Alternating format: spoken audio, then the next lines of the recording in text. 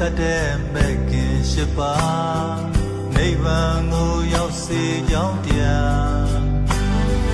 ကာယကံဝစီကံမနောကံများစင်ကြယ်အောင်ဆုံးမရတရားမှန်ကန်သောစကားကိုပြောဆိုရာမှန်ကန်သောမှုကိုလုပ်ဆောင်ရာမှန်ကန်သောသင်မွေးမှုရွယ်ဆောင်ရာဒီလာတရားသုံးပါးဖြစ်လာဒုက္ခရောချုပ်ရာမြတ်နိဗ္ဗာန်လာ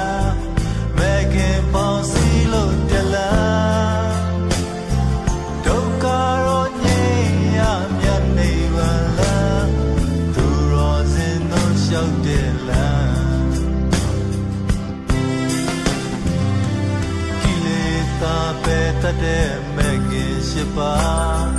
တဏှာကလွတ်စေကြောင်းတရား